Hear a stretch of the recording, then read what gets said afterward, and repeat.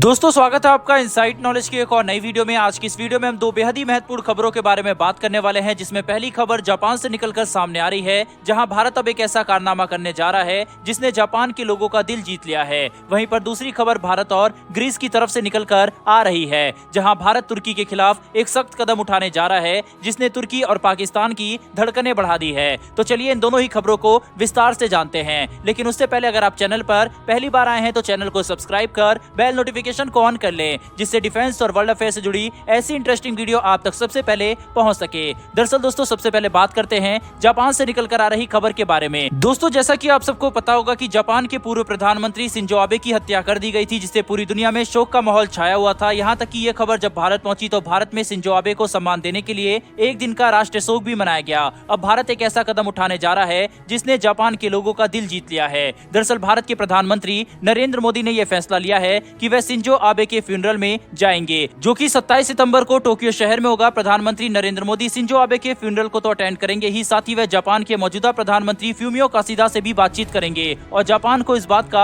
आश्वासन देंगे कि हर हालत में भारत जापान के साथ खड़ा है। जापान भारत के कुछ सबसे महत्वपूर्ण साथी देशों में से एक है, जहां एक तरफ जापान और भारत क्वाड देशों के साथ मिलकर अपनी साझेदारी बढ़ा रहे हैं, जहां पर भारत, जापान, ऑस्ट्रेलिया और अमेरिका एक साथ काम कर रहे हैं। साथ ही जापान और भारत दोनों के ही रिश्ते चीन के साथ ठीक नहीं है और चीन से दोनों ही देशों का विवाद है। इसकी वजह से जापान भारत के साथ अपनी सैन्य साझेदारी भी बढ़ा रहा है। इतना ही नहीं बल्कि जापान और भारत के आर्थिक रिश्ते भी काफी ज्यादा मजबूत हैं। दोनों ही देश एक दूसरे के साथ आर्थिक रूप से काफी हद तक जुड़े हुए हैं और भारत जापान की साझेदारी भविष्य में और तेजी से बढ़ने वाली है। भारत की अर्थव्यवस्था में जापान एक काफी महत्वपूर्ण भूमिका निभाता है। इसके साथ भारत की बुलेट ट्रेन भी जापान की सहायता से ही बन रही है। साथ ही जापान ने भारत को इस इतने बड़े प्रोजेक्ट के लिए अरबों डॉलर का लोन भी दिया है, वह भी काफी कम इंटरेस्ट रेट पर, जिससे ये बात साबित होती है कि जापान और भारत एक दूसरे के साथ लंबे समय के लिए आर्थिक साझेदारी कर रहे हैं, जिससे दोनों ही देशों का फायदा होगा। बुलेट ट्रेन प्रोजेक्ट के तहत भारत 508 किलोमीटर लंबी हाई स्पीड रेल लाइन बिछा रहा है। वहीं पर इस प्रोजेक्ट की कुल लागत लगभग 1,10,000 करोड़ रुपए की है। इस इतनी बड़ी लागत में एक काफी बड़ा हिस्सा यानी कि 88,000 करोड़ रुपए जापान भारत को लोन के तौर पर दे रहा है, वह भी मात्र 0.1% के इंटरेस्ट रेट पर। यानी जापान भारत को काफी सस्ती कीमतों पर बहुत बड़ा लोन दे रहा है और ये लोन भी काफी लंबे समय के लिए है। भारत इस पूरे लोन को 50 साल के अंदर चुका सकता है, जो कि भारत के लिए काफी अच्छी बात है। और इतने सस्ते इंटरेस्ट रेट पर भारत को लोन मिल जाने की वजह से बुलेट ट्रेन प्रोजेक्ट आसानी से पूरा हो सकता है और इससे भारत पर फाइनेंशियल दबाव भी नहीं पड़ेगा। दोस्तों प्रधानमंत्री नरेंद्र मोदी का जापान के साथ एक खास रिश्ता रहा है, यहाँ तक कि वह जब गुजरात के मुख्यमंत्री थे तब भी जापान का दौरा करने गए थे। इस दौरान जापान के कुछ उच्च अधिकारियों के साथ उनकी काफी अच्छी जान पहचान थी और शिंजो आबे के साथ भी उनकी काफी अच्छी दोस्ती थी। यहाँ तक कि एक वक्त पर पीएम नरेंद्र मोदी को शिंजो आबे ने अपने पारिवारिक घर पर भी आमंत्रित किया था, जो कि इस बात को दर्शाता है कि शिंजो आबे और नरेंद्र मोदी के बीच में दो देशों के नेताओं से हटकर एक दोस्ती का भी रिश्ता था। बहरहाल दोस्तों बढ़ते हैं हमारी दूसरी खबर की तरफ, लेकिन उससे पहले भारत और जापान की दोस्ती के लिए कमेंट बॉक्स में एक जय हिंद लिखना न भूलिएगा। दरअसल दोस्तों ये खबर ग्रीस की तरफ से निकलकर सामने आ रही है। हम सब ये बात जानते हैं कि बहुत जल्दी भारतीय वायुसेना के चीफ ग्रीस का दौरा करने जाने वाले हैं और इस दौरे से तुर्की और पाकिस्तान की धड़कनें बढ़ गई है।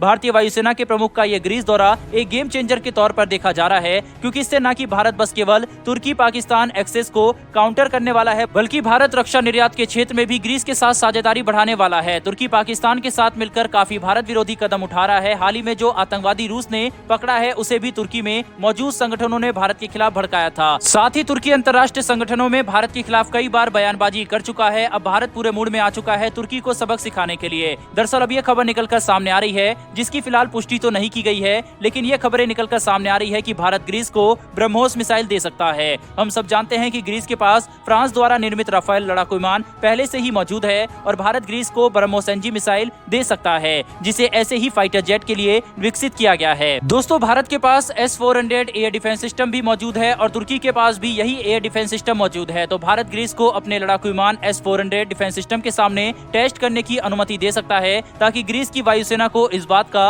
अंदाजा हो जाए कि उन्हें तुर्की के एयर डिफेंस सिस्टम के नेटवर्क को कैसे तोड़ना है और कैसे उनका सामना करना है। भारतीय वायुसेना के प्रमुख का ग्रीस दौरा तुर्की के लिए किसी बुरे सपने से कम नहीं होगा, क्योंकि भारत ग्रीस को ब्रह्मोस मिसाइल के साथ साथ कई ऐसे हथियार दे सकता है जो कि तुर्की के लिए काफी विनाशकारी साबित हो सकते हैं। ये पाकिस्तान के लिए भी काफी बड़ा सरदर्द है, क्योंकि अब तुर्की पाकिस्तान का खुलकर समर्थन करने से पहले कई बार सोचेगा। बहरहाल दोस्तों इस वीडियो में इतना ही। अगर आपको ये इन्फॉर्मेशन और वीडियो पसंद आई हो तो वीडियो को लाइक करके चैनल को सब्सक्राइब करना ना ना भूलिएगा। फिर मिलेंगे डिफेंस और वर्ल्ड अफेयर से जुड़ी ऐसी एक नई वीडियो के साथ। धन्यवाद। जय हिंद।